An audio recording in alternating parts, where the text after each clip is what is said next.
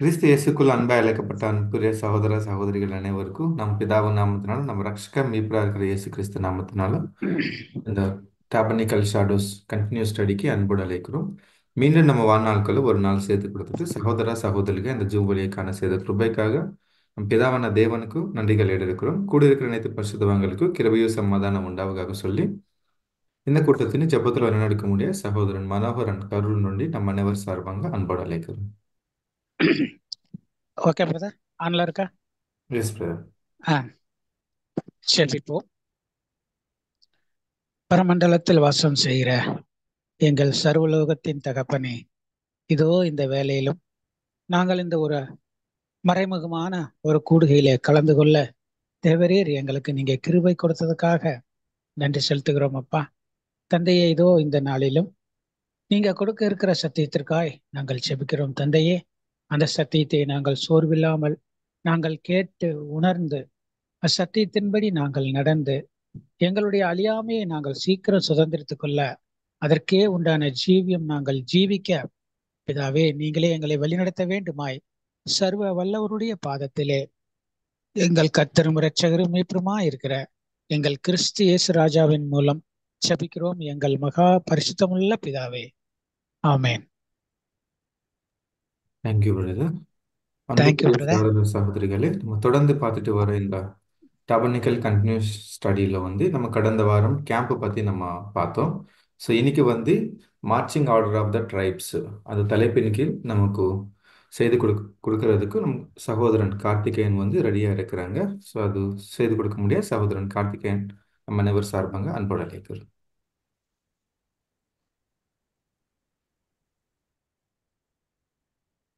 தேவ சமூகத்தில் மிகவும் அன்பாய் கூட்டி சேர்க்கப்பட்ட அன்புக்குரிய சகோதர சகோதரிகளே, உங்கள் யாருக்கும் நம்முடைய பிதாவாகிய தேவனுடைய நாமத்தினாலும் நம்முடைய ஆண்டவராகிய இயேசு கிறிஸ்துவினுடைய நாமத்தினாலும் கிருபையும் சமாதானமும் உண்டாவதாக என்ற அன்பு வாழ்த்துக்களை நான் உங்கள் அனைவருக்கும் தெரிவித்துக் கொள்கிறேன். தேவனுடைய ஒரு பெரிதான கிருபையினாலே நாம் ஒவ்வொரு வாரமும் பார்த்து வரக்கூடிய ஆசரிப்பு கூடாரத்தினுடைய நிழல்கள் என்ற ஒரு தொடர் வேதாகம வகுப்புல நாம கடந்த வாரங்கள்ல பாளையம் குறித்து நம்ம பார்த்திருந்தோம். பாளையம் அப்படின்னா கேம்ப் ஏரியா. அதாவது இஸ்ரேல் ஜனங்கள் எகிப்திலிருந்து விடுதலை பெற்று 40 வருட காலமாக அந்த வனாந்தரத்துல அவங்க நடைபயணத்தை மேற்கொண்டு நடையாய் நடந்து கானான் தேசத்துல பிரவேசிச்சிருக்கிறாங்க. இந்த வனாந்தரத்துல அவங்க பயணம் செய்த ஒரு பயணம் மேற்கொண்ட ஏறக்குறைய ஒரு 24 லட்சம் இஸ்ரேல் ஜனங்களை மோசே அங்க வழிநடத்தி கொண்டு போறதை நம்ம பார்க்கறோம்.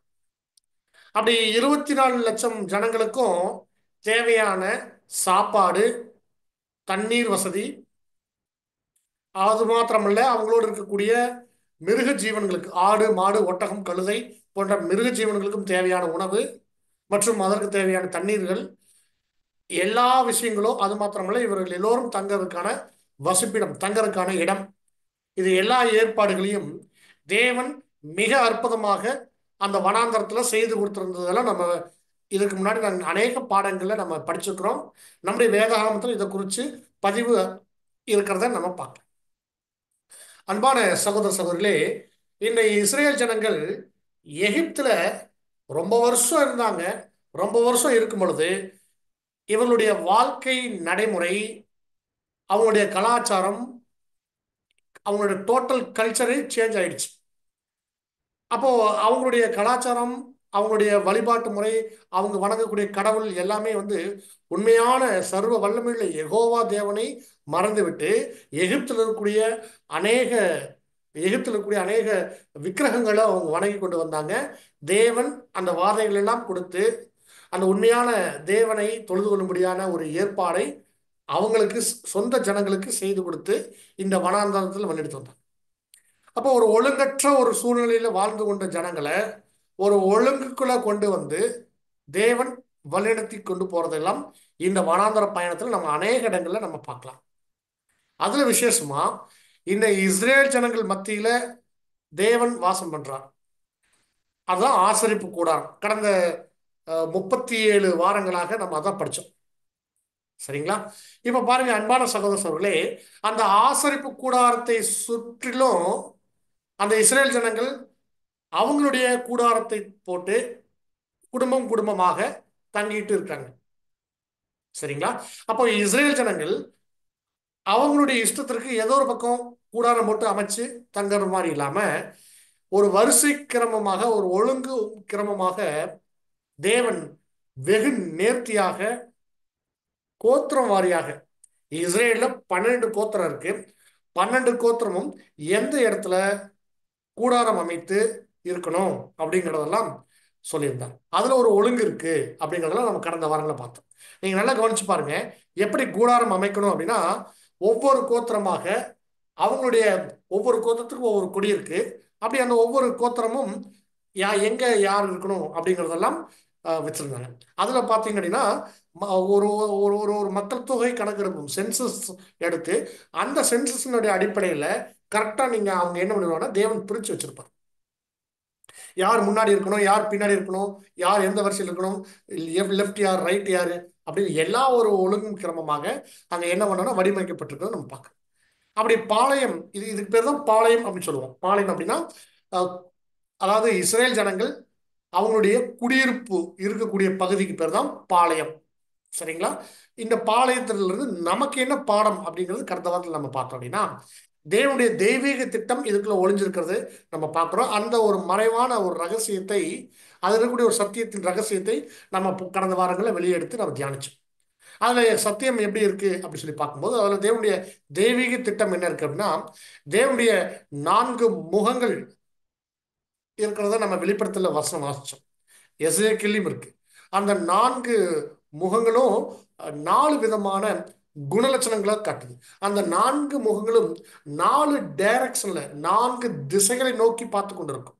தேவனுடைய முகம் ஒன்று சிங்க முகம், இன்னொன்று மனித முகம், இன்னொன்று கழுகு முகம், இன்னொன்று காளை முகம். இந்த 4 முகங்களும் 4 ஃபேஸஸும் 4 டைரக்ஷன்ல 4 திசைகளை நோக்கி இருக்கிறத பார்க்குறோம். அதனுடைய ரகசியம் இங்க எப்படி இருக்கு அப்படின்னா, ஒவ்வொரு கோத்திரத்திலையும் அங்க தலைமையை ஏற்று முன்னாடி இருப்பாங்க யார் அப்படின்னு சொல்லி பார்க்கும்போது பாருங்க, வடக்கு பக்கம் இருந்த தான் கோத்திரம் அவங்களுடைய கொடிதான் முன்னாடி இருக்கும். அந்த கொடியில் இருக்குது கழுகு. அடுத்தது இங்க நீங்க பார்க்கணும், கிழக்கு பக்கம் யூதா இருக்கிறாங்க. அந்த யூதாவுடைய கொடியில இருக்குது சிங்கமுகம். அடுத்தது இங்க தெற்கு பகுதிக்கு யார் தலைமையில் இருக்காங்கன்னா ரூபன் தான் முன்னாடி இருக்கிறாங்க. அந்த ரூபன் கோத்திரத்தில் இருக்கு மனித முகம் இருக்கிறத நம்ம பார்க்கிறோம். அடுத்தது எப்ராஹிமுடைய கோத்திரம் மேற்கு பக்கம் இருக்கு. எப்ராஹிம் மாத்திரம்ல மனாசே பெஞ்சமினும் இருக்கிறாங்க. அதுல எப்ராஹிம் தான் அந்த மேற்கு பக்கம் இருக்கக்கூடிய அந்த பாளையத்திற்கு 3 கோத்திரத்திற்கும் தலைமையே இருக்கக்கூடிய எப்ராஹிம் கோத்திரத்தை நம்ம பார்க்கிறோம். அந்த எப்ராஹிம் கோத்திரத்தில் இருக்கு காளை. அப்ப இந்த அடையாளங்கள் எல்லாம் நம்ம இந்த ரகசியங்களை வெளியெடுத்து நம்ம படிக்கும் பொழுது தேவனுடைய 4 குணலட்சணங்கள் இங்க இருக்கிறத நம்ம பார்க்கிறோம். அப்படின்னா தேவனுடைய பார்வை எப்பொழுதுமே தேவனுடைய குணலட்சணம் சொன்னா நமக்கு தெரியும். அது 4ம் சிங்கமுகம் வல்லமை அடையாளப்படுத்துது, கழுகு முகம் ஞானத்தை அடையாளப்படுத்துது, காளை தேவனுடைய நீதியை, அப்புறம் மனித முகம் தேவனுடைய அன்பை அடையாளப்படுத்து. அப்ப இந்த 4 குணலட்சணங்களும் இஸ்ரேல் ஜனங்களுக்கு, இந்த 4 தேவனுடைய 4 குணலட்சணம் சுற்றியும் இருக்கக்கூடிய இஸ்ரேல் ஜனங்களை பாதுகாக்கக்கூடிய, பராமரிக்கக்கூடிய எல்லா விஷயம், அவருடைய இரக்கம் தயவு எல்லாமே இப்படித்தான் வெளிப்பட்டு இருக்குது அப்படின்னு சொல்லி பார்க்க எல்லார் மேலையும் அவருடைய, அதான் நம்ம ஒரு வசனம் வாசிச்சு நம்ம நிறைய செஞ்சோம். நீதிமான்கள் மேல அவருடைய கண்கள் எப்பொழுதுமே நீதிமான்கள் மேல் நோக்கமா இருக்கு. அப்படின்னா நீதிமான்கள் எங்க இருந்தாலும் அவர்கள் மத்தியில தேவன் வாசம் பண்றார். எங்க 2 பேர் என் நாமத்தினால ஒன்று கூடி இருக்கிறாங்களோ அவர்கள் மத்தியில தேவன் வாசம் பண்றார். அப்படின்னா இந்த 4 கேரக்டரும் தேவனுடைய கேரக்டரும் எங்கெல்லாம் சபை கூடி வர்றாங்களோ, எங்கெல்லாம் சகோதரர்கள் அவருடைய நாமத்துல ஒன்று கூடி இருக்கிறாங்களோ அந்த இடத்துல இந்த 4 விஷயங்களும் இருக்கும் அப்படிங்கிறதுடைய அடையாளம் தான் கடந்த வாரம் பார்த்த பாடம். சரிங்களா? இப்போ இன்னைக்கு இந்த வாரம் என்ன பார்க்க போறோம், என்ன படிக்க போறோம் அப்படின்னா, இஸ்ரேல் ஜனங்கள், ஒட்டுமொத்த இஸ்ரேல் ஜனங்களும் இப்படி பாளையம் மறிங்க, அதாவது கொஞ்ச காலம் தங்கி இருக்கிறாங்க இல்லைங்களா? அப்ப தேவன் ஓகே நீங்க கிளம்புங்க அப்படின்னு சொன்னா எல்லா கூடாரத்தையும் பிரிச்சு கொண்டு ஆசரிப்பு கூடாரத்தையும், ஏற்கனவே நம்ம ஆசரிப்பு கூடாரம் எப்படி அங்க நிர்மாணிக்கப்பட்டிருக்குது, எப்படி கட்டமைக்கப்பட்டிருக்குது அப்படின்னு சொல்லி பார்க்கும்போது அதை எளிதாக அப்படியே கட்டி எடுத்துக்கொண்டு போற மாதிரி தான் அங்க என்ன பண்ணியிருக்காங்க அப்படின்னா கட்டமைக்கப்பட்டிருக்கிறது பார்க்கணும். அப்படி அந்த ஆசரிப்பு கூடாரத்தையும் பிரித்து எடுத்து கட்டி அப்படியே சுமந்து வகையில் எடுத்துக்கொண்டு போவாங்க. தேவன் புறப்பட சொன்னாங்கன்னா அந்த பாளையம் கிளம்பி போகும். அப்படி பாளையம் புறப்பட்டு போகும்போது பாளையம் கிளம்பலாம் அப்படின்னு ஒரு அறிவிப்பு வந்துருச்சுன்னா உடனே ஜனங்கள்லாம் என்ன பண்ணக்கூடாது, அப்படியே கச்ச கச்சன்னு அப்படியே ஏறி போயிடக்கூடாது. அங்கேயும் ஒரு ஒழுங்கு கடைபிடிக்கணும், அங்கேயும் ஒரு வரிசை கிரமம் கடைபிடிக்கணும். எந்த கோத்திரம் முன்னாடி போகணும், எந்த கோத்திரம் பின்னாடி வரணும் அப்படின்னு அங்க ஒரு அணி அணியாக ஒரு அணிவகுப்பு நடக்கிறத பார்க்கணும். நீங்க எல்லாருமே டிவியில பார்த்துருப்பீங்க, இல்லை சில சில சகோதர சகோதரிகள் நேரடியாக கூட பார்த்துருக்கலாம். ஒரு இண்டிபெண்டன்ஸ் டே அன்னைக்கு இல்லை ரிபப்ளிக் டே அன்னைக்கெல்லாம் பார்த்தீங்கன்னா நம்முடைய இந்தியாவுடைய பிரைம் மினிஸ்டர் அல்லது பிரசிடென்ட் அவங்க என்ன பண்ணுவாங்க, இல்லை ஒரு ஸ்டேட் லெவலில் பார்த்தீங்கன்னா ஒரு ஒரு கவர்னர் அல்லது சீஃப் மினிஸ்டர் இவங்கெல்லாம் என்ன பண்ணுவாங்கன்னா கொடி ஏற்றுவாங்க. அப்படி கொடியேற்றி முடிச்சதுக்கு அப்புறம் பார்த்தீங்கன்னா ஒவ்வொரு அங்கே ஒரு ஒரு ஒரு ஒரு மார்ச் பாஸ்ட் நடக்கும், அணிவகுப்பு நடக்கும். அந்த அணிவகுப்பு பார்க்கும்போது நமக்கு ஒரு கண்கொள்ளா காட்சியெல்லாம் இருக்கும். பார்த்தீங்கன்னா உங்களுக்கு முதல்ல வந்து ஒரு யானைப்படை போகும், அப்புறம் குதிரைப்படை போகும், அப்புறம் ஒரு ஆர்மி, நேவி, இந்த மாதிரி ஒவ்வொரு ஏர்ஃபோர்ஸ், இந்த மாதிரி ஒவ்வொரு என்னென்னலாம் அவங்ககிட்ட வந்து ஒரு படைபலம் இருக்கோ அந்த நாட்டினுடைய படைபலத்தை எல்லாமே அங்கே என்ன பண்ணுவாங்கன்னா அப்படியே ஒவ்வொன்றா போவாங்க. அதில் எல்லாரும் வருவாங்க, எல்லாரும் வந்து அப்படியே அழகா அப்படியே போவாங்க. இந்த நடைமுறை எங்கிருந்து கொண்டு வரப்பட்டுச்சு அப்படின்னா நம்முடைய வேதாகமத்துல இஸ்ரேல் ஜனங்கள் தான் முதல்ல இப்படிப்பட்ட ஒரு அணிவகுப்பை ஒரு தேசம் முழுவதும் இருக்கக்கூடிய ஒரு ஜனங்கள் ஒரு 24 லட்சம் மக்கள் எகிப்திலிருந்து கானான் தேசத்தை நோக்கி பிரம்மாண்டமாக பிரம்மாண்டமாக நடைபெற்ற ஒரு அணிவகுப்பு, ஒரு மார்ச் பாஸ்ட் தான் இன்னைக்கு நம்ம பாடமா பார்க்க போறோம். பாருங்க, 24 லட்சம் ஜனங்களையும் எப்படி ஒரு ஒழுங்கும் கிரமமாக அங்க வழிநடத்தி இருக்கிறாங்க அப்படின்னா தேவனுடைய வார்த்தை அவர்கள் அத்தனை பேரையும் வழிநடத்துச்சு. பாருங்க எப்படி இவங்க இந்த பாளையம் புறப்படணும் அப்படின்னா நியூஸ் எப்படி ஸ்ப்ரெட் பண்ணுவாங்க. சரி, இன்னைக்கு நம்ம கிளம்பணும் அப்படிங்கிற செய்தி எப்படி போகும் அப்படின்னா ஆசாரியர்கள் ஆசரிப்பு கூடாரத்திலிருந்து மிகப்பெரிய ஒரு எக்காலம் செய்து வைத்திருப்பாங்க. அந்த எக்காலம் வெள்ளியினால செய்யப்பட்டிருக்கும். சில்வர் மெட்டல் யூஸ் பண்ணி ஒரு மிகப்பெரிய ஒரு எக்காலம்னா நீங்க பார்த்துருப்பீங்க, வச்சு அப்படியே ட்ரம்ப் அப்படி ஊதுவாங்க. அந்த அந்த வனாந்தரத்துல ஊதும் பொழுது சுத்தியும் மலை, நடுவுல வந்து என்ன இருக்குன்னா பாளையம் இருக்கு. அப்போ அந்த எக்காலம் ஊதும் போது அப்படியே அந்த மலைகள்ல பட்டு அப்படி எதிரொலிக்கும், அப்படியே கணீர்னு. இந்த சவுண்டு கேட்டா அறிவிப்பு, அனௌன்ஸ்மெண்ட் அப்படின்னு அர்த்தம். இந்த அனௌன்ஸ்மெண்ட் எல்லாம் எல்லாருக்குமே சொல்லியிருந்தாங்க. பொதுவா இந்த 24 லட்சம் ஜனங்கள் அப்படின்னு சொல்றது ஒரு ஏறக்குறைய நாம போட்டிருக்கக்கூடிய, அதாவது நம்மளுடைய ஒரு தோராயமான ஒரு மதிப்பீடு, ஒரு அப்ராக்சிமேட்டா நம்ம ஒரு கால்குலேஷன் போட்டிருக்கிறோம். ஒரு 24 லட்சம் ஜனங்கள் இருக்கலாம் அப்படின்ற மாதிரி. சரிங்களா? 24 லட்சம் ஜனங்களும் ஏறக்குறைய அது எவ்வளவு கூட்டம் எதிர்ப்பாங்கன்னு நீங்க கவனிச்சு பாருங்க. முதல்ல இருக்கக்கூடிய ஒரு டீம் எங்க ஆரம்பிக்கிறாங்கன்னா, இப்ப நீங்க கரூர்ல ஆரம்பிக்கிறாங்க அப்படின்னா அப்படியே அங்கிருந்து ஆரம்பிச்சா எது வரைக்கும் போகும் அப்படின்னா எனக்கு நம்மளுடைய கால்குலேஷன்ல 24 லட்சம் ஜனங்களும் அவங்களுடைய ஆடு மாடுகள் அப்படி திரளா அப்படி நிக்கிறாங்க அப்படின்னா கிட்டத்தட்ட ஒரு ஒரு 100 கிலோமீட்டருக்குலாம் அப்படி நின்ற அளவுக்கு இருக்கும். அந்த அப்படியே அப்படியே அணிவகுப்பு போயிட்டே இருக்கும். ஒரு ஏறக்குறைய ஒரு 100 கிலோமீட்டர் இருக்கலாம், அந்த அளவுக்கு இருக்கும். சரிங்களா? இப்போ எப்படி இது செய்திருக்கணும், இந்த அணிவகுப்பு எப்படி போயிருக்கணும் அப்படின்னா அந்த அனௌன்ஸ்மெண்ட் தான், கிளியர் இன்ஸ்ட்ரக்ஷன். தேவனுடைய வார்த்தை மோசேவுக்கு ரொம்ப தெளிவா தேவன் கொடுத்திருந்தாங்க.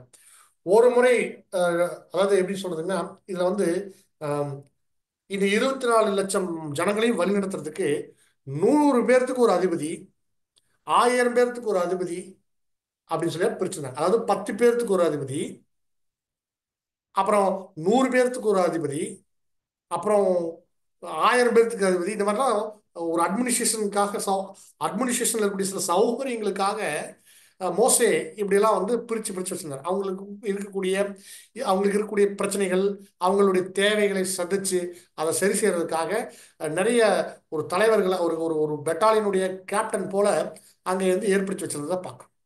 அப்போ ஆசரிப்பு கூடாரத்துல இருந்து எக்காலம் ஊதுறாங்க. இப்போ ஒரு முறை எக்காலம் ஊதுனா இந்த 1000 பேர்த்துக்கு ஒருத்தர் இருக்காரு பாருங்க, 1000 ஒருவன் அப்படி வச்சுக்கோங்க. அவங்க என்ன பண்ணுவாங்கன்னா எல்லாருமே வந்து ஆசரிப்பு கூடாத முன்னாடி அசம்பிள் ஆயிடுவாங்க. ஆசரிப்பு கூடாத முன்னாடி வந்து நின்றுட்டு என்ன செய்வாங்க அப்படின்னா, மோசே சொல்லக்கூடிய இன்ஸ்ட்ரக்ஷன்லாம் கேட்டு போயிட்டு அந்த ஜனங்களுக்கு அவங்க வந்து கன்வே பண்ணுவாங்க. ஓகேங்களா? அவங்க என்ன பண்ணுவாங்க, அவங்க போயிட்டு அவங்களுக்கு கீழே வந்து ஒரு 10 பேர் இருப்பாங்க அப்படின்னா 100 பேருக்கு ஒருத்தர், அந்த ஒருத்தருக்கு கீழே வந்து 100 பேர், அந்த மாதிரி ஒரு ஒரு தனித்தனியா ஒரு இருக்கும் பாருங்க. மேனேஜர் கீழே சூப்பர்வைசரு, சூப்பர்வைசர் கீழே வந்து இன்சார்ஜ், இந்த மாதிரி நிறைய இருப்பாங்க இல்லையா? அந்த மாதிரி தான் வந்து இங்கேயும் ஒரு அட்மினிஸ்ட்ரேஷன் இருக்கிறத நம்ம பார்க்குறோம். சரிங்களா? இப்போ ஆசரிப்பு கூடாரத்துக்கு முன்னாடி இருந்து அந்த எக்காலம் ஊதும்போது, நல்ல பலமான எக்காலம் 2 முறை சவுண்டு கேட்குது அப்படின்னா பாளையம் புறப்படணும், அதுக்கு எல்லாரும் ஆயத்தமாகணும் அப்படிங்கிற இன்ஸ்ட்ரக்ஷன் தான் இருக்குங்கிறத புரிஞ்சுக்கிட்டு எல்லாம் ரெடி ஆகும். அப்போ அந்த எக்காலம் எப்படி ஓதப்படுதுங்கிறதெல்லாம் நீங்க பாருங்க. சகோதரி, நீங்க வசனம் வாசிக்கிறீங்களா? என்னாகமும் 10ஆம் அதிகாரத்துல இதை குறிச்செல்லாம் வரிசையா சொல்லப்பட்டிருக்குது. என்னாகமும் 10ஆம் அதிகாரம் 2, 3 வசனங்களை வாசிங்க சகோதரி. என்னாகமம் 10ஆம் அதிகாரம் வசனம் 2 முதல். சபையை கூடி வர வளைப்பதற்கும் பாளையங்களை பிரயாணப்படுத்துவதற்கும் உபயோகமாக 2 வெள்ளி பூரிகைகளை செய்து கொள்வாயாக. அவைகள் ஒரே வெள்ளித்தகட்டால் செய்யப்பட வேண்டும். அவைகளை ஊதும் போது சபையார் எல்லோரும் ஆசரிப்பு கூடார வாசலில் உன்னிடத்தில் கூடி வர வேண்டும். ஆமாங்க, இதெல்லாமே வந்து பாத்தீங்கன்னா இன்ஸ்ட்ரக்ஷன் தான். அப்போ இந்த கரெக்டா இந்த ட்ரம்பட் எப்போ ஊதுவாங்க என்னங்கிறதெல்லாம் ஜனங்களுக்கு தெரியணும், அதை அவங்க நோட் பண்ணி வச்சிருப்பாங்க.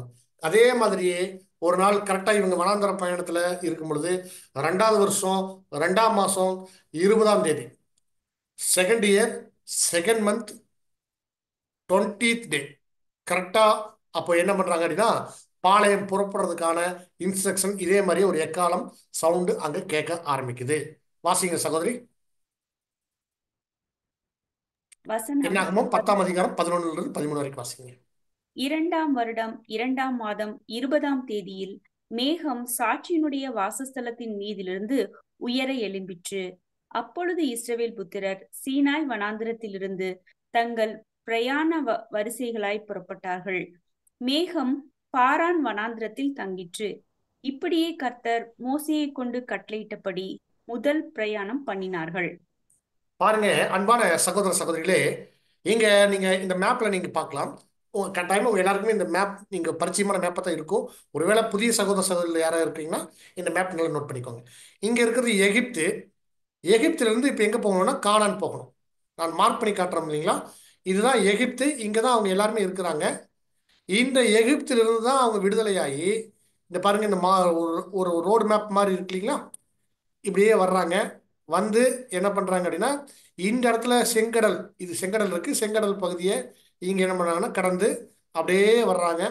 வந்து என்ன பண்றாங்கன்னா இதுதான் சீனாய் மலை இங்க இருக்குது. இந்த சீனாய் மலையில தான் வந்து அவங்களுக்கு நியாயப்பிரமாண கட்டளைகள்லாம் மோசே கொண்டு வந்து கொடுக்குறாங்க. இங்கதான் ரொம்ப காலம் அவங்க தங்கி இருக்கிறாங்க. இங்கிருந்து தான் ரொம்ப காலம் தங்கி இருந்ததா, இங்கிருந்து தான் புறப்படுறாங்க. கரெக்டா சொல்லணும்னா இந்த 2ஆம் வருஷம் 2ஆம் மாசம் 20ஆம் தேதி அப்படிங்கிறது இங்கிருந்து புறப்படக்கூடிய காலப்பகுதி. சரிங்களா?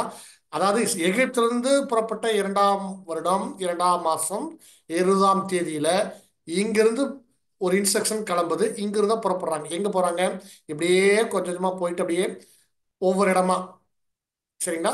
இங்கதான் காதேஸ் பர்னாயா, இங்கிருந்து தான் வந்து வேவு பார்க்க போறது. பாருங்க, இங்கிருந்து நேரா போனா இப்படியே போயிடலாம். இன்னும் சொல்ல போனா இதான் எகிப்து. எகிப்துல இருந்து இப்படியே போனாலே கானான் வந்துடும். ஆனா தேவன் எப்படி சுத்தி கொண்டு வந்திருக்காரு பாருங்க. இதெல்லாம் சுத்தி தான் என்ன பண்றாங்க, காதேஸ் பர்னாயா இங்க வந்து மறுபடியும் திரும்ப ஒரு ரவுண்ட் அடிச்சு இது இங்கிருந்து பாருங்க அப்படியே போய் இப்படி சுத்தி சீன் வனாந்தரத்தில் வழியா போய் இங்கிருந்து போய் இப்படி தான் போறாங்க. எங்க இங்க போய் எரிகோ தாண்டி எரிகோ கிராஸ் பண்ணி அதுக்கப்புறம் கானான்ட்டு போறாங்க. ஓகேங்களா? அப்ப எப்படி சுத்தி போறாங்கன்னா 40 வருஷ காலம் இப்படி சுத்தி போகக்கூடிய பகுதி தான் இந்த வனாந்திர பயணம். இந்த வனாந்திர பயணத்துல எப்போல்லாம் பாளையம் புறப்பட்டு போறாங்களோ அப்போ எல்லாமே தேவன் சொன்ன இந்த இன்ஸ்ட்ரக்ஷன் ஃபாலோ பண்ணி தான் போறாங்க. எப்படி அப்படின்னா போகணும்னு சொன்னா சும்மா எடுத்தோடனே டக்குன்னு போக முடியாது. அப்போ அவங்க கூடாரம் போட்டிருப்பாங்க, அந்த கூடாரத்தை கழட்டணும், ஆசரிப்பு கூடாரத்தில் எடுக்கணும், அதுக்கான அதை பேக் பண்ணணும். ஆசரிப்பு கூடாரத்துக்குரிய ஒவ்வொரு தட்டுமுட்டுகளையும் குத்து விளக்கு, மேஜை, அப்புறம் வந்து தூபபீடம், பலிபீடம், தண்ணீர் தொட்டி, அப்புறம் உடன்படிக்கை பெட்டி, இதெல்லாத்தையும் ஒவ்வொன்றா பேக் பண்ணணும். அப்புறம் ஆசரிப்பு கூடாரத்தை ஒவ்வொன்றா தனியாக கலட்டணும். அந்த மூடுதிரைகள், சைடில் அடிக்கிற பலகை, இதெல்லாம் நம்ம தனித்தனியாக ஒவ்வொரு நாளும் ஒவ்வொரு பாடமாக பார்த்தோம் இல்லைங்களா? அதெல்லாத்தையும் அப்படி ஈஸியாக எடுத்து கழட்டி அவங்க என்ன பண்ணுவாங்க, கட்டி என்ன பண்ணுவாங்கன்னா கொண்டு போகணும். அப்போ அதுக்கான முயற்சி எடுப்பாங்க. அப்போ இப்படி கிளம்பும்போது யார் யார் எங்கெங்க போகணும் அப்படிங்கிறதா இந்த நோட்ஸ். இதை நீங்க ஒவ்வொரு வருஷத்தையும் நம்ம ஃபுல்லாக படிக்க முடியாது. வாய்ப்பு இருக்கும் பொழுது நீங்க என்னாகமும் 10ஆம் அதிகாரத்தை நீங்க வீட்டில் படிச்சு பாருங்க. அதுல தான் அந்த வரிசையா ஒரு ஆர்டர் இருக்கு. எந்த கோத்திரம், யூதா கோத்திரம் முன்னாடி போகணும், அவங்களுக்கு பின்னாடி இசக்கார் கோத்திரம் போகணும் அப்படிங்கிற வசனம், அதோட ரெஃபரன்ஸ். இதை நீங்க நோட் பண்ணி வச்சுக்கோங்க. ஒருவேளை நீங்க மொபைல்லே பார்த்துருக்கீங்கன்னா அப்படி ஸ்கிரீன்ஷாட் எடுத்துக்கோங்க. என்னாகமும் 10ஆம் அதிகாரம் முழுக்க இது வரிசையா இருக்கு அப்படிங்கிறத புரிஞ்சுக்கோங்க. சரிங்களா? இப்போ நான் உங்களுக்கு இதை நான் சுருக்கமாக நான் இந்த ஸ்கிரீன்ல நான் சொல்லிடுறேன். எல்லாருமே இந்த ஸ்கிரீன் பாருங்க. முதல்ல இருக்கக்கூடிய இந்த பிக்சர் பாளையம் இறங்கி இருந்த அவங்க அந்த ஆர்டர், அதாவது கேம்ப் ஏரியாவுடைய அந்த சார்ட் இங்க இருக்கு. நான் மார்க் பண்றது பாருங்க. ஆசரிப்பு கூடாரம், ஆசரிப்பு கூடாரத்தினுடைய சுத்தி அது லேவியுடைய குமாரர்கள் இருக்காங்க. அதாவது கோகாத், கெர்சோன், மெராரி.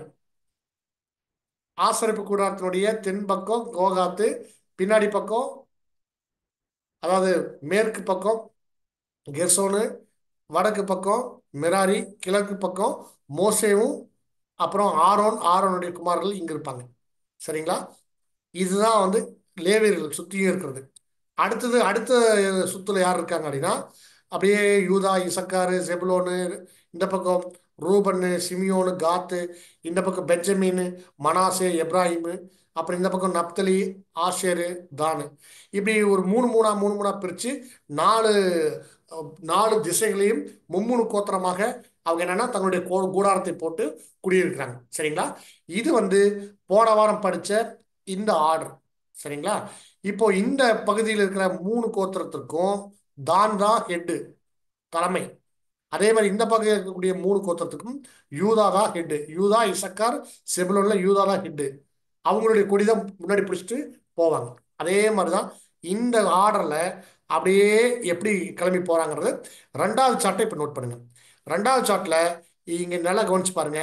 கரெக்டா யூதா, இசக்கார், ஜெபுலோன் இவங்க 3 பேரும் அப்படியே வர்றாங்க.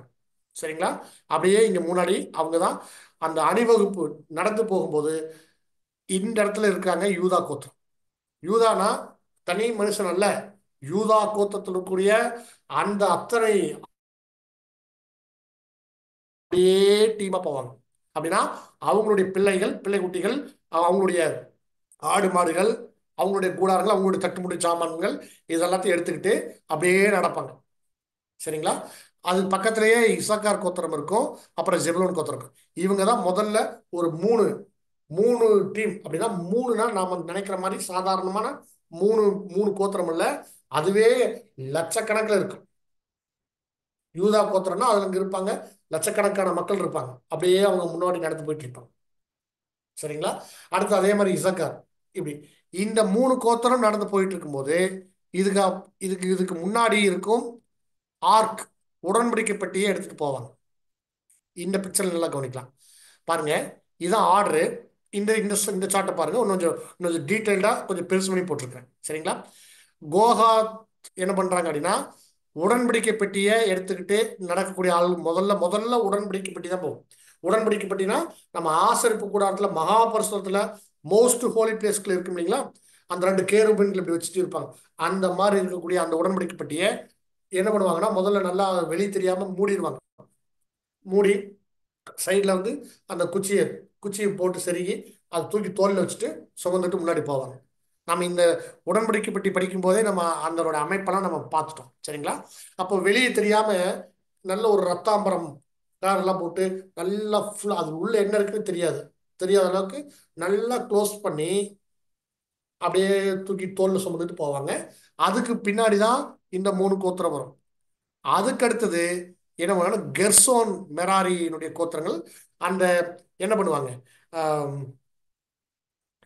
ஆசரிப்பு கூடாரத்தினுடைய சீட்டு மரம், அதாவது சைடில் இருந்த அந்த மேல இருந்த மூடுதிரைகள், அப்புறம் அந்த பலகையில தங்கம் மூலம் பூசி பலகை சுத்தியும் இருக்கும் இல்லையா, அந்த பலகை இதெல்லாமே எடுத்துக்குவாங்க. அந்த அந்த ஒரு மார்ச்சிங்ல அதுக்கடுத்த அணிவகுப்புல இவங்க வர்றாங்க. அதுக்கடுத்தது இருக்காங்க ரூபன், சிமியோன், காத். இவங்க 2 பேர், இவங்க ஒரு டீம் அப்படியே அடுத்தது வர்றாங்க.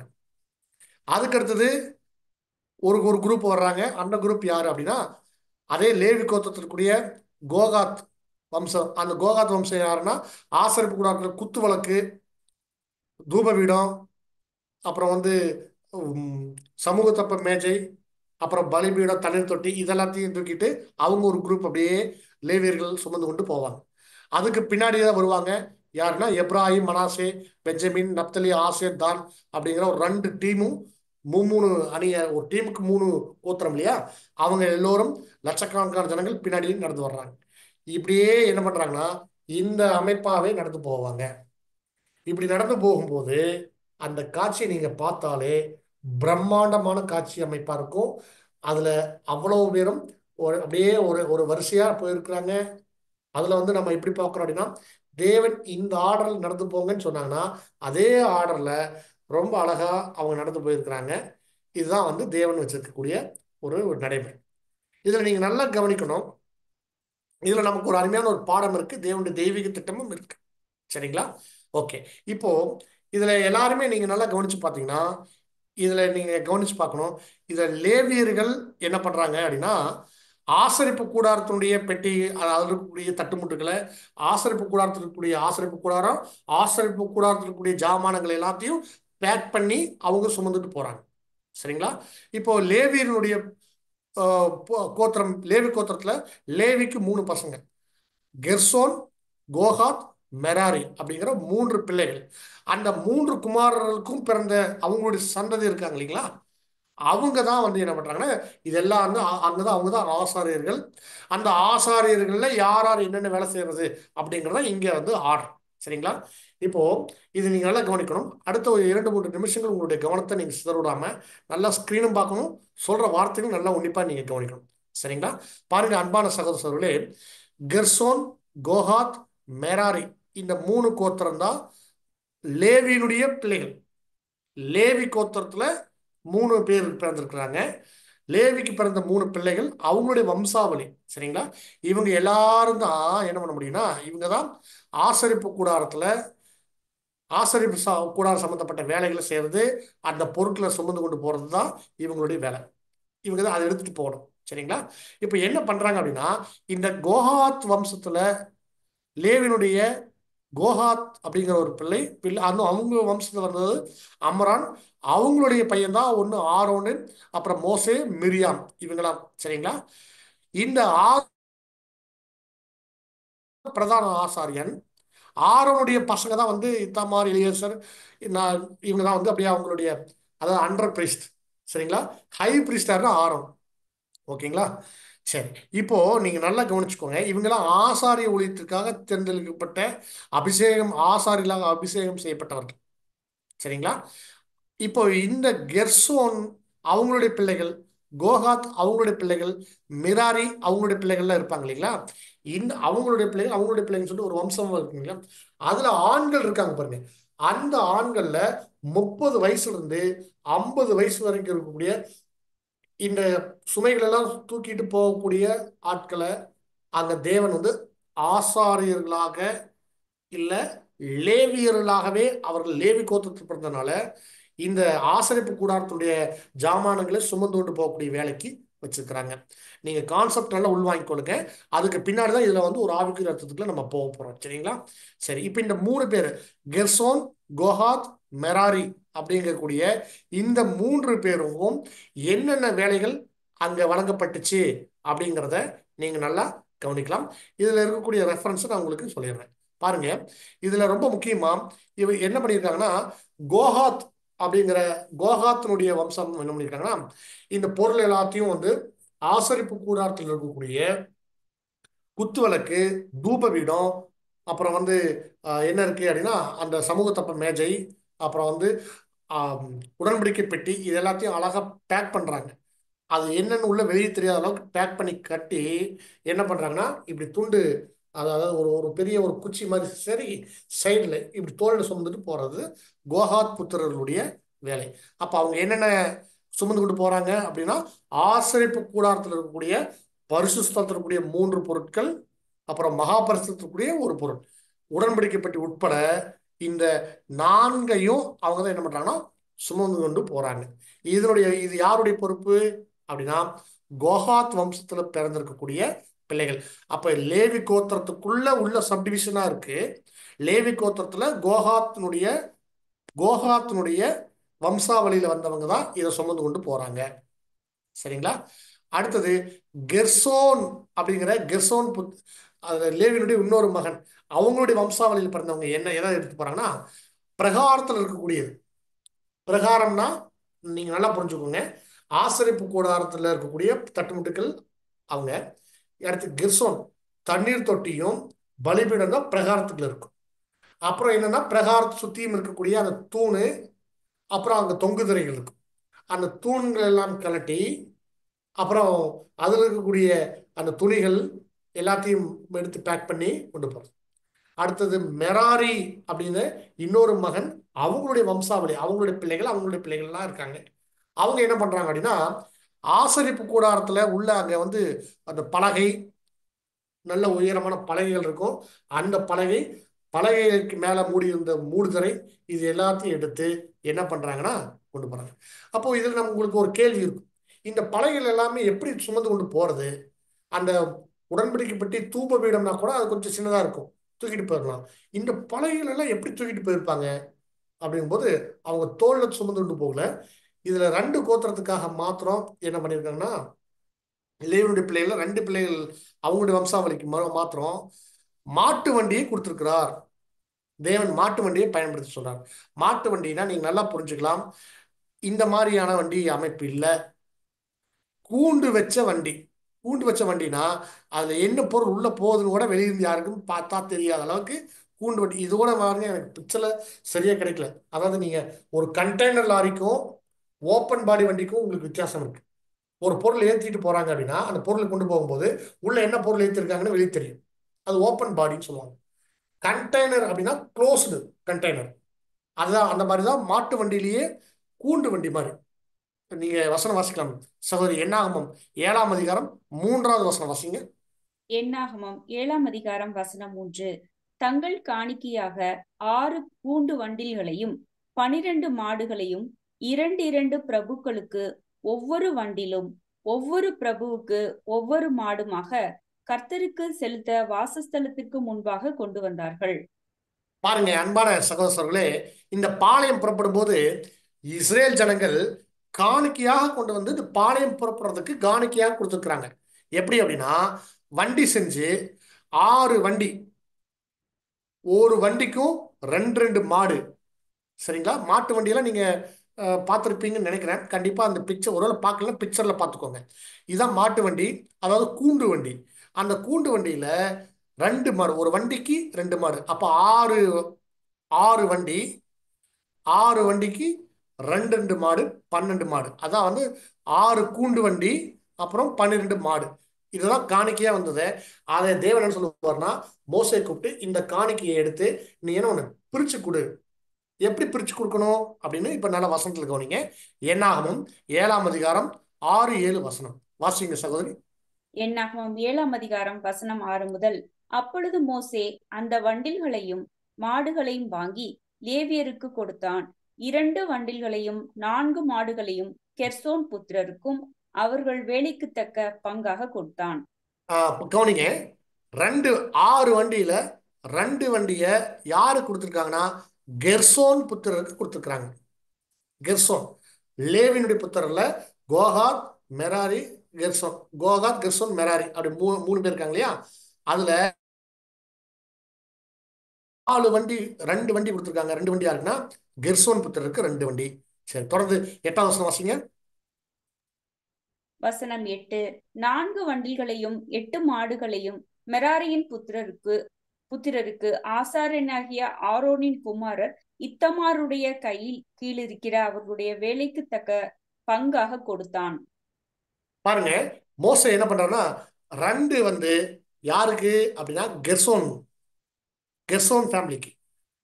இன்னொன்னு மெராரி ஃபேமிலிக்கு 4 வண்டி. சரிங்களா? அப்ப இன்னொரு ஃபேமிலி இருக்காங்க இல்லையா, கோகாத்தினுடைய இன்னொரு ஃபேமிலி, லேவியனுடைய இன்னொரு மகன் கோகாத் ஃபேமிலிக்கு தான் கொடுத்துருக்காங்களா அப்படின்னா, கோகாத் ஃபேமிலிக்கு அங்க எதுவுமே கொடுக்கல. நல்லா கவனிச்சுக்கோங்க. கோகாத் ஃபேமிலிக்கு 9ஆம் வசனம் நீங்க வாசிச்சீங்கன்னா, கோகாத்தின் புத்திரருக்கோ ஒன்றும் கொடுக்கப்படல. ஒன்றும்னா வண்டி எதுவுமே கொடுக்கல. வெஹிக்கிள் சப்போர்ட் யாருக்கு இல்லைன்னா, கோகாத்துக்கு வெஹிக்கிள் சப்போர்ட் இல்லை. தோல்ல சுமந்து கொண்டு போறதுதான் அவங்களுடைய வேலை. தோல்ல சுமந்துட்டு போகணும். சரிங்களா? அப்ப தோல்ல சுமந்துட்டு போறதுன்னா ஏன் தோல்ல, அதை நீங்க முன்னாடி ஸ்லைடு நீங்க கவனிச்சு பார்த்தீங்கன்னா பாருங்க, இங்க கோகாத் யாருன்னா ஆசரிப்பு கூடாரத்திற்குரிய ஜாமான்களை தோல்ல சுமந்துட்டு போகணும். இவங்களுக்கு எந்த வண்டியும் கொடுக்கவே இல்லை. இவங்க எதை தூக்கிட்டு போகணும்? குத்து விளக்கு, தூபபீடம், சமூக தப்ப மேஜை, அப்புறம் மகாபரிசுத்தத்துக்குரிய உடன்படிக்கை பெட்டி, அப்புறம் இது சார்ந்த பொருட்கள், கரண்டி, கிண்ணம் எல்லாம் இருக்கு இல்லைங்களா, அதுவும் சேர்த்து பேக் பண்ணிடுவாங்க. எல்லாமே தூக்கிட்டு போகும். இதுக்கு வண்டி இல்லை, தோல்ல தான் தூக்கிட்டு போகணும். ஏன்னா இது பரிசுத்தத்துக்குள்ளேயும் மகாபரிசுத்தத்துலயும் இருக்கக்கூடிய பொருள். அதனால அவங்க தோல்ல தான் சுமந்துட்டு போகணும். சரிங்களா? புத்திரருக்கு 2 வண்டி கொடுத்துருக்காங்க. 2 வண்டினா பிரகாரத்தில் இருக்கக்கூடிய தண்ணீர் தொட்டி, அப்புறம் பலிபீடம். இதை தோல்ல தூக்கிட்டு போறதில்ல. என்ன பண்ணணும்னா இதையும் என்ன பண்ணிருக்காங்க, வண்டியில் ஏற்றிட்டு, அது மாத்திரம் இல்ல, பிரகாரத்தையும் தூண்கள் இருக்கும். அந்த ஒவ்வொரு தூணும், அப்புறம் தூணை தாண்டி அந்த தூண்ல கட்டின தொங்குதிரை அதை மடிச்சு வண்டியில. அப்ப இவங்களுக்கு 2 வண்டி. அந்த 2 வண்டியில இந்த பொருட்களை ஏற்றி இருக்கிறாங்க. பிரகாரத்துல இருந்த பொருட்கள் எல்லாமே ஏற்றிட்டாங்க. அடுத்தது மெராரிக்கு மாத்திரம் 4 வண்டி கொடுத்துருக்குறாங்க. ஏன் 4 வண்டினா, இதுல ஆசரிப்பு கூடாரத்தை சுத்தியும் இருந்த அந்த வெள்ளி பூண்கள், அந்த வெள்ளி பூண்களில் நிறுத்தி வச்சிருக்கூடிய பலகையில தங்க தகுடு அடிக்கப்பட்ட பலகைகள், சித்தி மரத்தினாலான பலகைகள், அந்த பலகைக்கு மேல மூடி இருந்த மூடுதரைகள், இது எல்லாத்தையும் 3 லேயர்ல இருந்துச்சு இல்லையா. நம்ம தான் தனித்தனியா பாடம் படிச்சோம், அதில் நீங்க ஞாபகப்படுத்தி வச்சுக்கோங்க. இது எல்லாத்தையும் மடிச்சு இந்த வண்டியில ஏற்றி 4 வண்டி இவங்களுக்கு கொடுத்துருந்தாங்க. அந்த 4 வண்டியில ஏற்றி இவங்க என்ன பண்றாங்கன்னா கொண்டு போறாங்க. அதான் நாம பார்க்கறோம். சரிங்களா? இப்போ ஏன் வண்டி கோகாத்துக்கு மட்டும் ஏன் வண்டி கொடுக்கல அப்படின்னு நீங்க கவனிச்சு பார்த்தீங்க அப்படின்னா, அவங்களுக்கு வண்டி கொடுக்காததுக்கு ஒரே ரீசன் என்ன அப்படின்னா, அவங்க தோல்ல தான் தூக்கிட்டு போகும். சரி, இப்போ இதுதான் பாளையம் புறப்படும் போதும், ஒவ்வொரு முறை பாளையம் புறப்படும் போதும் இந்த காரியம் தான் செஞ்சிருக்கிறாங்கன்னு பார்க்க. இப்போ நீங்க இந்த இது வரைக்கும் கேட்ட பாடத்துல இருந்து நமக்கு என்ன லெசன், இதுல இருந்து நம்ம என்ன புரிஞ்சுக்கிறோம் அப்படின் போது, கண்டிப்பா தேவன் நமக்கு ஒரு படிப்பு வச்சிருக்கிறாங்க. இது அங்க இஸ்ரேல் ஜனங்கள் மாமிச இஸ்ரேல் ஜனங்கள் இருக்கிறாங்க. இஸ்ரேல் ஜனங்கள் மத்தியில நடந்த ஒரு பயணம், அங்க அது ஒரு நிழல் அப்படின்னு நம்ம பார்த்துட்டோம். இப்ப இதுல இருக்கக்கூடிய பொருள் என்ன, ஒரு ஆவிக்குரிய அர்த்தம் என்ன அப்படின்னா, ஆவிக்குரிய இஸ்ரேல் ஜனங்களாக அழைக்கப்பட்ட ஒட்டுமொத்த கிறிஸ்தவர்களும் இந்த சுவிசேஷ யுகத்துல எகிப்தை விட்டு கானான் நோக்கி பயணப்பட்டு இருக்கிறாங்க. அப்ப எகிப்து எதுனா உலகத்திலிருந்து, அந்த உலகத்தில் இருக்கக்கூடிய விக்கிரக ஆராதனை, விக்கிரக வழிபாட்டு இருந்தெல்லாம் தாண்டி என்ன பண்ணணும் அப்படின்னா, இந்த இஸ்ரேல் ஜனங்கள், அதாவது கிறிஸ்தவர்கள், பரலோக ராஜ்யத்தை நோக்கி, இந்த உலக ராஜ்யங்களிலிருந்து விடுதலையாகி பரலோக ராஜ்யத்தை நோக்கி அவங்க என்ன பயணப்படணும், அவங்களுடைய வாழ்க்கை பயணத்தை மேற்கொள்ளணும். இதுதான் நிழல். சரிங்களா? அதாவது நிழல் இருந்து வரக்கூடிய பொருள். சரி, இப்போ நல்லா கவனிச்சு பாருங்க. இந்த ஒட்டுமொத்த இஸ்ரேல் ஜனங்களும், அந்த இஸ்ரேல் ஜனங்களுக்குள்ள இருக்கக்கூடிய லேவியர்களும், நீங்க நல்லா கவனிச்சு பார்த்தீங்கன்னா, இஸ்ரேல் ஜனங்கள், ஒட்டுமொத்த இஸ்ரேல் ஜனங்கள்ல இருந்து தேவன் லேவி கோத்திரத்தை மாத்திரம் தனியா பிரிச்சு எடுத்தார். எப்போ அப்படின்னா, எகிப்துல 10வது வாதை தலைச்சன்பிள்ளை சங்காரம் நடந்துச்சு இல்லைங்களா, அதுக்கு இணையா யாரை தேவன் தெரிஞ்சிருந்தாருன்னா லேவியர்களை தெரிந்து கொண்டாங்க. இது நம்ம ஆசாரியர்களை அபிஷேகம் பண்ணி ஊழியத்துக்கு பிரித்தெடுக்கும் போது அந்த பாடத்துல இதை குறித்து நம்ம படிச்சுக்கிறோம். நீங்க எல்லாருமே ஞாபகப்படுத்திக் கொள்ளுங்க. சரிங்களா? அப்ப லேவியர்களை மாத்திரம் தேவன் அவருக்கென்று பிரித்தெடுத்தார். இஸ்ரேல் ஜனங்கள்ல இருந்து லேவியர்களை மாத்திரம் தனியா பிரிச்சு எடுத்திருக்கிறார். எதற்காக? பலி செலுத்துறதுக்காகவும், பலி செலுத்தக்கூடிய அந்த ஆசரிப்பு கூடாரத்தினுடைய அந்த அந்த பொருட்களை சுமந்து கொண்டு போறதுக்காகவும் யாரைத்தான் பிரிச்சு எடுத்திருக்கிறாருன்னா லேவியர்களை பிரிச்சு எடுத்திருக்கிறார். அந்த லேவியர்கள்ல ஒரு சிலரை பரிசுத்தப்படுத்தி ஆசாரியர்களாகவும் பிரதான ஆசாரின் ஆரோனாகவும் அங்க அபிஷேகம் செய்து விட்டார். மீதமுள்ள லேவியர்கள் என்ன பண்றாங்க? கர்த்தருடைய அந்த பொருட்கள் ஆசரிப்பு கூடாரத்தில் இருக்கக்கூடிய ஒவ்வொரு பொருட்களையும் சுமந்து கொண்டு வர. அப்போ இது எப்படி நம்ம இங்க எப்படி பொருத்தி பார்க்கிறோம்? நிழலும் பொருளுமாக நாம் எப்படி பொருத்தி பார்க்கிறோம் அப்படின்னா, நல்லா கவனிச்சு பாருங்க அன்பான சகோதர சகோதரிகளே. இங்க இருக்குது இஸ்ரேல் ஜனங்கள் யாருக்கு அடையாளமாக இருக்காங்கன்னா ஒட்டுமொத்த கிறிஸ்துவர்களுக்கும் அடையாளமாக இருக்கு. அங்க நிழல்ல இஸ்ரேல் ஜனங்கள், இங்க பொருள் வரும் பொழுது ஒட்டுமொத்த கிறிஸ்துவர்கள்னா CSC church, RC church, Pentecostal church, AG, TLC, இந்த மாதிரி எல்லா சபைகளும் சேர்ந்த ஜனங்கள் கிறிஸ்துவ ஒட்டுமொத்த கிறிஸ்துவ மண்டலமும் யாருக்கு அடையாளமாக இருக்காங்கன்னா இஸ்ரேல் ஜனங்களுக்கு அடையாளமாக இருக்கிறாங்க. ஏன் எப்படி பிரதர் நீங்க இப்படி சொல்றீங்க அப்படின்னா, ஆமா, அன்னைக்கு பாளையம் புறப்பட்டு போகும்போது அவங்க என்னமோ எல்லாருமே கானான் போறேன்னு சொல்லிட்டு போயிட்டு இருக்காங்க. எல்லாருமே கானான் போறேன்னு சொல்லிட்டு போயிட்டு இருக்காங்க. எகிப்துல இருந்து கானான் போறேன்னு சொல்றாங்க. ஆனா அவங்களுடைய நோக்கம் என்ன இருந்துச்சு அப்படின்னா, யாருக்குமே தேவன் அந்த வாய்ப்பு கொடுக்கல. யாருக்கு? மற்ற எல்லா இஸ்ரேல் ஜனங்களும் அவங்களுடைய குடும்பத்துல இருந்து அவங்களுடைய சொந்த சுமைகளை தான் தூக்கிட்டு போனாங்க. அப்படின்னா இன்னைக்கு இருக்கக்கூடிய கிறிஸ்தவர்கள் அவங்க குடும்பத்தில் இருக்கக்கூடிய பிரச்சனைகள், அவங்க பிள்ளை குட்டிகள், அந்த பாரத்தை தான் தூக்கிட்டு போயிட்டு இருக்கிறாங்க. ஆனால் அன்பான சகோதர சகோதரிகளே, லேவியர்கள் மட்டும்தான் கர்த்தருடைய வேலையை சுமந்து கொண்டு நடந்து போறாங்க.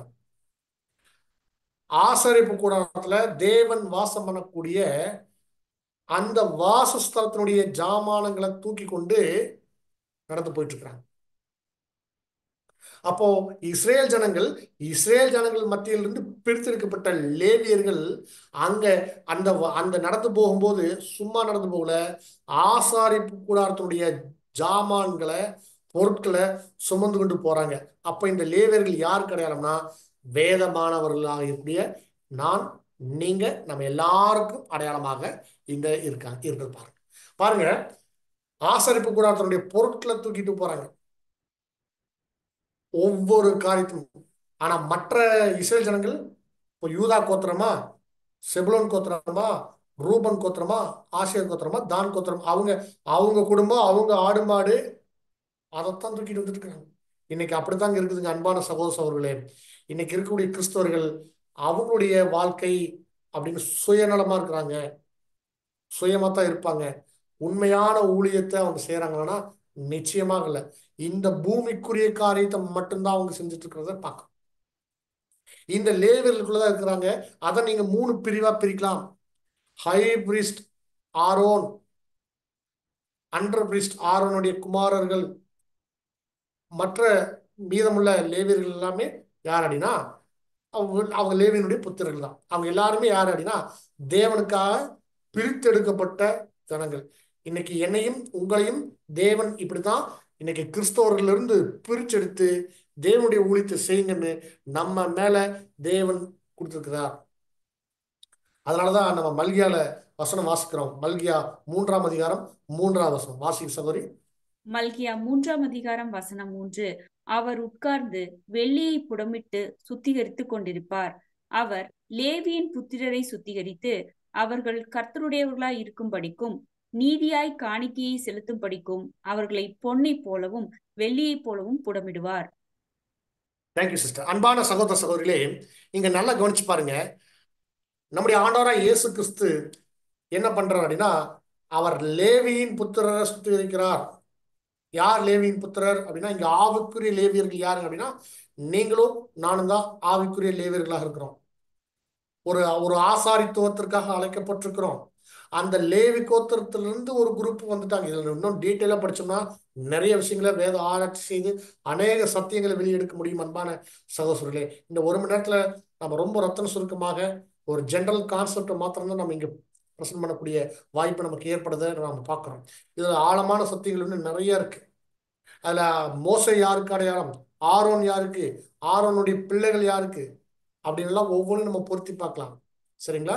இப்போ அதனாலதான் இன்னொரு இடத்துல கூட ஏசாயா 52 அதிகாரம் 11 நம்ம பார்க்கிறோம், கர்த்தருடைய பாத்திரத்தை சுமக்கிறவர்களே அப்படின்னு ஒரு அருமையான ஒரு வார்த்தை. யார் இங்க கர்த்தருடைய பாத்திரத்தை சுமக்கிறாங்க அப்படின்னா சகோதரி வசந்த் வாசிங்க. ஏசாயா 52 அதிகாரம் 11. புறப்படுங்கள், அவ்விடம் விட்டு போங்கள், அசுத்தமானதை தொடாதிருங்கள். கர்த்தருடைய பாத்திரங்களை சுமக்கிறவர்களே, அதன் நடுவிலிருந்து புறப்பட்டு உங்களை சுத்திகரியுங்கள். ஆமாங்க, அன்பான சகோதரர்களே, தேவன் எப்பொழுதுமே ஒரு எச்சரிக்கை இந்த லேவி கோத்திரத்துக்கு கொடுத்துக்கிட்டே இருக்கிறார். எப்படின்னா, நீங்க எந்த ஒரு அசுத்தையும் மற்ற மற்ற கோத்திரத்தில் இருக்கக்கூடிய உன்னுடைய சகோதரர்கள் மற்ற சகோதரர்கள் பண்றாங்க இல்லைங்களா, அந்த காரியத்தை நம்ம ஒருபோதும் செய்யக்கூடாது. அவங்க செய்யக்கூடிய விக்கிரக ஆராதனை போல அவங்க செய்யக்கூடிய நடைமுறை வாழ்க்கை, அவங்களுடைய அன்றாட வாழ்க்கை, உலக காரியங்கள், இது எல்லாத்துலையும் நம்ம ஒருபோதும் ஈடுபடக்கூடாது. அது எல்லாமே அசுத்தமானது. காரணம் என்னன்னா, எந்த அசுத்தத்தையும் நம்ம தொடரக்கூடாது, எந்த அசுத்தத்தையும் நம்ம செய்யக்கூடாது. காரணம் நம்ம லேவியர்கள். நம்ம எதை சுமக்கிறோம் அப்படின்னா, எக்காலம் எப்ப துணிக்குதோ, எக்காலம் சவுண்டு கேட்குதோ அப்ப நம்ம நடக்க ஆரம்பிக்கிறோம். எக்காலம்னு என்ன? சத்தியம் தான் எக்காலம். அப்ப நமக்கு சத்தியங்கள் நமக்கு கேட்க கேட்க அதை கேட்டுட்டு நம்ம நடக்க ஆரம்பிக்கிறோம். எப்படின்னா, நம்ம லேவர்ல இருக்கிறனால நமக்கு தேவன் என்ன கொடுத்துருக்கிறாரோ அந்த பொருளை தூக்கிட்டு, அந்த பாத்திரத்தை தூக்கிட்டு நம்ம நடக்க ஆரம்பிக்கிறோம். ஒவ்வொருத்தருக்கும் ஒவ்வொன்று கொடுத்துருக்கிறார். ஊழியங்கள்ல வித்தியாசம் இருக்குது. எனக்கு ஒரு ஊழியம், இன்னொரு சகோதரருக்கு இன்னொரு ஊழியம், ஒவ்வொருத்தருக்கும் ஒவ்வொரு ஊழியம். அந்த எக்கால சத்தம் கேட்டுருச்சுன்னா நமக்கு என்ன நியமிக்கப்பட்டிருக்கோ அந்த ஊழியத்தில் நம்ம என்ன பண்றோம்னா நாம கடந்து போயிட்டே இருக்கணும், தூக்கிட்டு போகணும். அவ்வளவுதான். அதனால அன்பான சகோதரர்களே, நாம எல்லாருமே லேவியர்கள். நம்ம எல்லாருமே எப்படி இருக்கணும்? ரொம்ப பரிசுத்தமா இருக்கணும். காரணம், நமக்கு ஒரு பாரம் கொடுக்கப்பட்டிருக்குது, நமக்கு ஒரு சுமை கொடுக்கப்பட்டிருக்கு. அந்த சுமை என்ன அப்படின்னா, அது கர்த்தருடைய பாத்திரம். இப்ப இன்னொரு இடத்துல சொல்லலாம். அதனாலதான் நம்முடைய ஆண்டவர் இயேசு கிறிஸ்து சொன்னாங்க, ஒருவன் என்னை பின்பற்றி வர விரும்பினால், அவர் முன்னாடி நடந்து போயிட்டு இருக்கார்.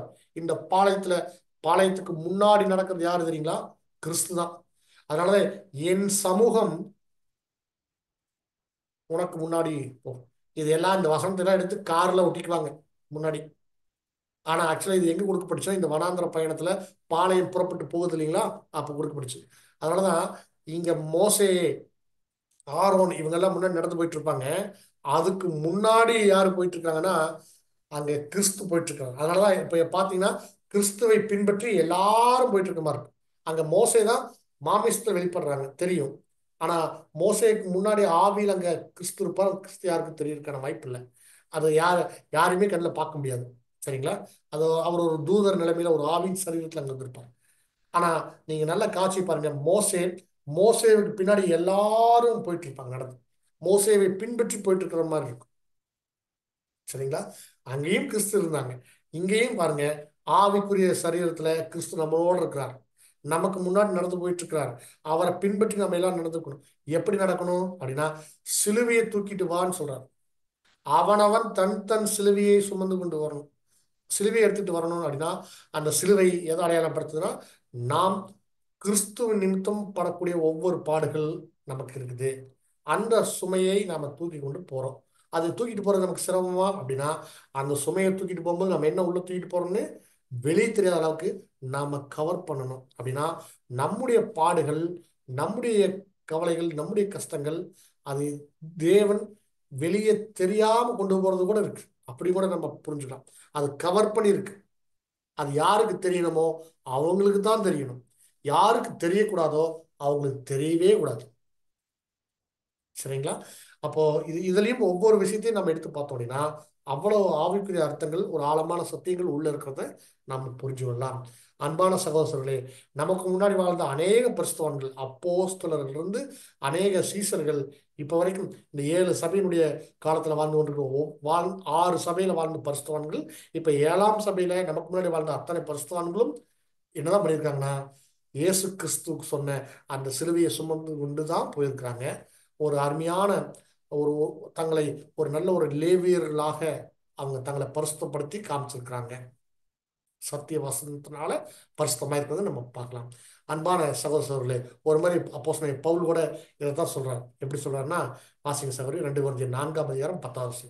2 கொரிந்தியர் 4:10 கர்த்தராகிய இயேசுவினுடைய ஜீவனும் எங்கள் சரீரத்திலே விளங்கும்படிக்கு இயேசுவின் மரணத்தை எப்பொழுதும் எங்கள் சரீரத்தில் சுமந்து திரிகிறோம்.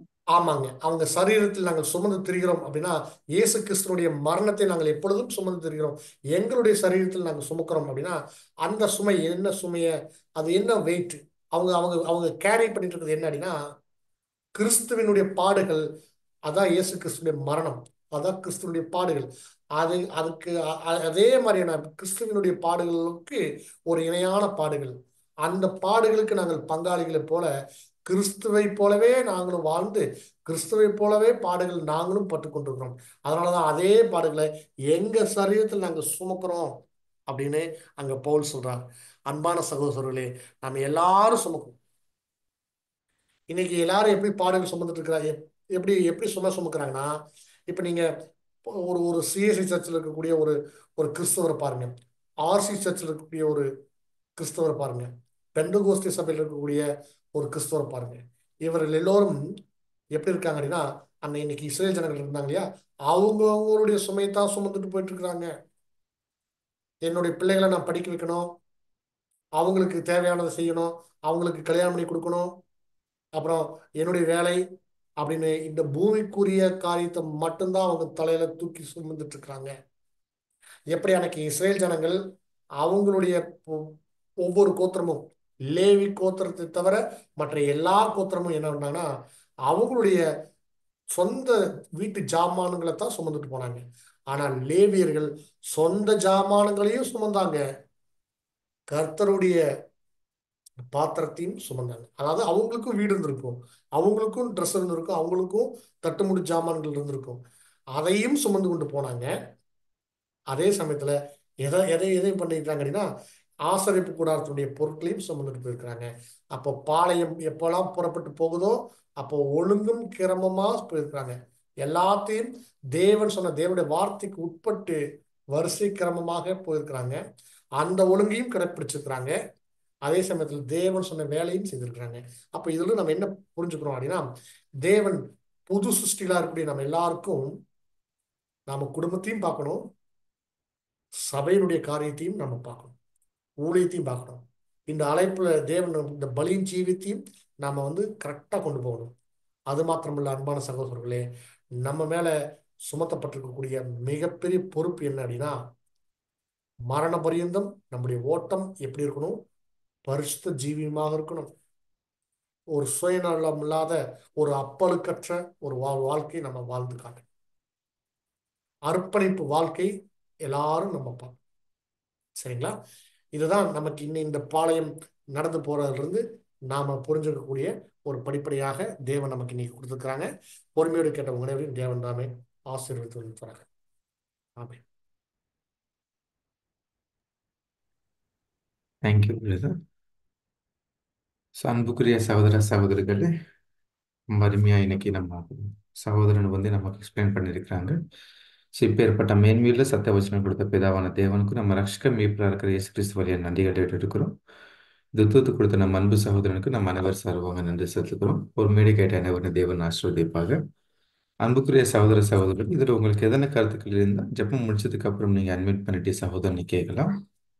இப்போ இணையணி கீதங்கள் சகோதரி ராஜேஸ்வரி படிக்க முடியுமா?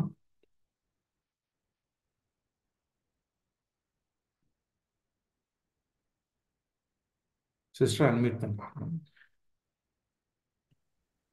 பிரதர் படிக்கிறேன் பிரதர். Yes sister.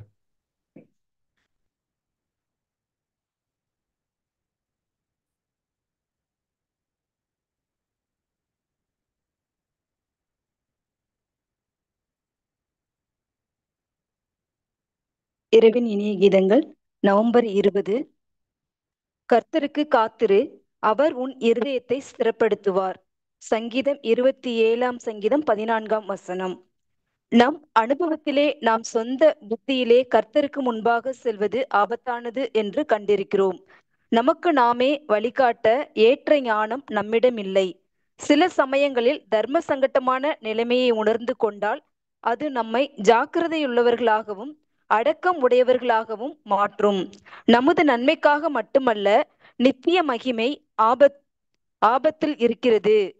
கிறிஸ்துவின் சரீரத்தின் சக அங்கத்தினரின் நன்மைக்காகவும் நாம் பார்க்க வேண்டும். ஒரு கடுமையான சொல், சிந்தனையற்ற ஒரு செயல், கவனிப்பின்மை ஆகியவை இருதயத்துக்கு அனுகூலமற்ற நிலையை ஏற்படுத்தும். வாக்குத்தத்தத்தை நாம் பெற்றிருந்தால் கூட தேவன் நம்மை சோதனை மூலமே வழிநடத்தி அதை தந்தருளுவார் என்பன. ஆமீன். Thank you sister. நமது முடிவு ஜெபத்தில் நடக்க முடிய சகோதரன் ரஞ்சித் அவர்கள் நம்ம அனைவர் சார்பாக அன்போடு அழைக்கிறோம். Thank you brother. நாம் அனைவரும் கண்களை மூடி ஜெபிக்கலாம். மகா இரக்கமும் கிருபையும் அன்பும் தெய்வம் சாந்தமும் நிறைந்த எங்கள் பரலோக பிதாவே, அப்பா, ஒருவருக்கே கோடான கோடி நன்றிகளும் துதிகளையும் மேற்கும் தந்தையே. இது மட்டுமாக இந்த ஒரு அருமையான நாட்களை எங்களுடைய வாழ்க்கையிலே சேர்த்து கொடுத்து இந்த ஒரு அருமையான மாலை வேளையிலே தம்முடைய சத்தியத்தை தியானிக்க செய்ததற்காக அப்பா, ஒருவருக்கே கோடான கோடி நன்றிகளும் துதிகளையும் உங்கள் கர்த்தரும் ரட்சகரும் போதகரமா இருக்கிற இயேசு கிறிஸ்துவின் மூலம் மேற்கும் தந்தையே. அப்பா, இது மட்டுமல்லாமல் இந்த ஒரு அருமையான மாலை வேளையிலே இந்த ஒரு இணையதளத்தின் வாயிலாக அப்பா, இந்த அநேக காரியங்களை அநேக சத்தியங்களை நாங்கள் கேட்டிருந்தோம் தந்தையே. அதற்காக உங்கள் நன்றிகளை மேற்கிறோம் தந்தையே. மட்டுமல்லாமல் இந்த ஒரு கூட்டத்தில் கலந்து கொண்ட சகோதர சகோதரிகளும் தேவத்தாமை ஆசீர்வதித்து வழிநடத்த வேண்டுமா ஜெபிக்கிறோம் தந்தையே. மட்டுமல்லாமல் அப்பா, இந்த ஒரு சத்தியத்தை தூது கொடுத்த சகோதரன் தங்கள் கருத்தில் ஒப்புக் கொடுக்கிறோம் ராஜா.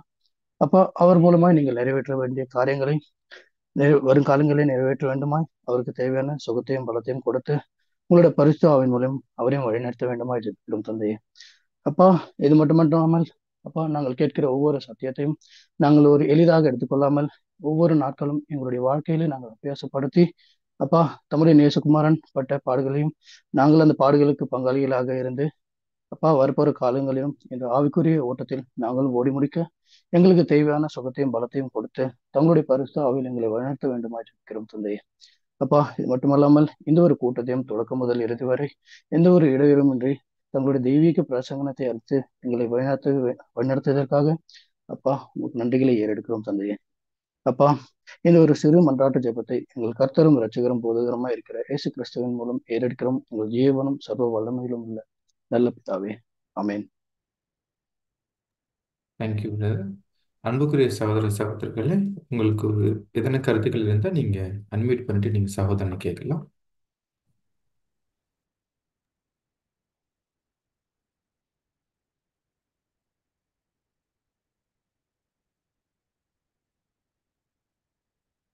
நீங்க அன்மியூட் பண்ணிக்கலாம் பிரதர்ஸ் அண்ட் சிஸ்டர்ஸ்.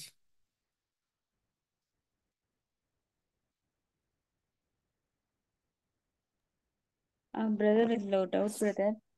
சிஸ்டர் கேளுங்க. இப்ப இந்த பொருட்கள் வந்து மகா பரிசுத்த ஸ்தலம், பரிசுத்த ஸ்தலம், அப்புறம் வெளியில இருக்கிறது அப்படின்னு இருக்கு இல்லையா பிரதர்?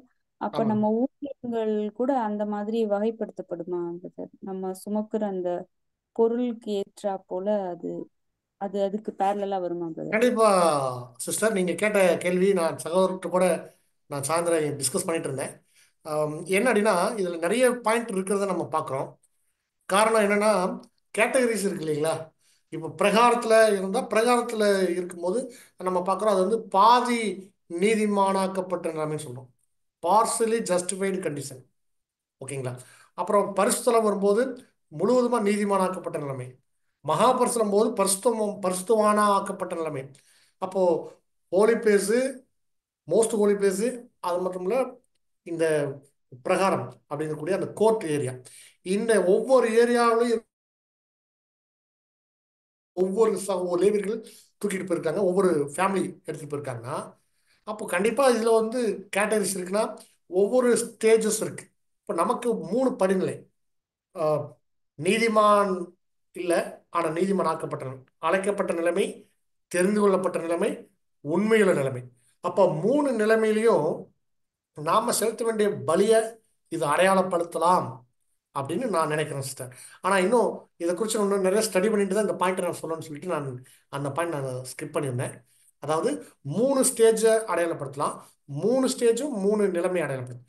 முதல்ல நம்ம வந்து இந்த பிரகாரத்தில் இருக்கும்போது பிரகாரத்தினுடைய அந்த பொருட்கள் எடுத்து போறதுல நமக்கு கொஞ்சம் வண்டி வசதியெல்லாம் கொடுக்குற மாதிரி கூட நம்ம பார்க்குறோம். தேவன் வந்து கொஞ்சம் ஆரம்ப நிலையில் இப்போ பூச சத்தத்தில் வர்றாங்க அப்படின்னா அது வந்து அவங்க ஸ்டேஜ் 1 இருக்கிறாங்க, பேசிக் கிளாஸ் கேட்க வர்றவங்களுக்கு. அப்போ தேவன் என்ன பண்ணுறாங்கன்னா அந்த இடத்துல வந்து அவங்களுக்கு கடுமையான ஒரு அவங்களுடைய பலியின் ஜீவியம் அப்போவே ஆரம்பிக்குது தான். ஆனால் ரொம்ப அதிக பாரத்தை கொடுக்காம கொஞ்சம் லகுவாக கொண்டு போகிறாங்க. அதான் வண்டி கொடுத்துருக்காங்க. முதல்ல 4 வண்டி, அப்புறம் 2 வண்டி, அப்புறம் வண்டியே எல்லாம் தோல் சுமக்கிற மாதிரி. அந்த மாதிரி ஒரு 3 ஸ்டேஜ் கூட இருக்கலாம். இது இன்னும் நான் வாய்ப்பு இருந்தால் இதை இன்னும் கொஞ்சம் நிறையா ஸ்டடி பண்ணிட்டு நான் இனி வரக்கூடிய நாட்களில் இன்னும் அதிக தகவல்களோட இது கண்டிப்பாக ஒரு தேவனுக்கு சுத்தம் இருந்தால் நம்ம கண்டிப்பாக நம்ம டீட்டெயிலாக பார்ப்போம். இதில் நிறையா விஷயங்கள் இருக்குது. சகோதரர் வந்து இதை குறித்து நிறையா எழுதியிருக்காங்க. நான் சொல்கிறது வந்து சகோதரர் ஆண்டன் ஃப்ரே. இன்னும் அவருடைய இங்கிலீஷை நம்ம புரிஞ்சுக்கிற அளவுக்கு எனக்கு ஒன்றும் ஞானம் குறைவாக தான் இருக்குது. நானும் எவ்வளோ முடியுமோ அவ்வளோ தூரம் படித்து தான் வந்து நான் கொஞ்சம் சிரமப்பட்டு தான் புரிஞ்சுக்கிட்டு நான் உங்களுக்கு நான் எக்ஸ்பிளைன் பண்ணிட்டுருக்கிறேன். தேவனுடைய ஆவியில் நான் கொஞ்சம் தான் புரிஞ்சுக்கிட்டேன். எனக்கு இருக்க கொஞ்சம் நான் ஞானத்தில் உங்கள் எல்லாருக்குமே நானும் சொல்லிகிட்ருக்கேன். உங்களுக்கும் பரிசுத்தாவியில் நீங்களும் புரிஞ்சு கொள்கிறீங்க. சின்ன சின்ன பாயிண்ட் அங்கங்கே மிஸ் ஆகும்போது அது அடுத்தடுத்த இடங்களில் தேவன் வெளிப்படுத்தும் போது அதிக வெளிச்சத்தோட இனி வரக்கூடிய நாட்களில் பார்க்குறேன். தேங்க்யூ. Thank you brother.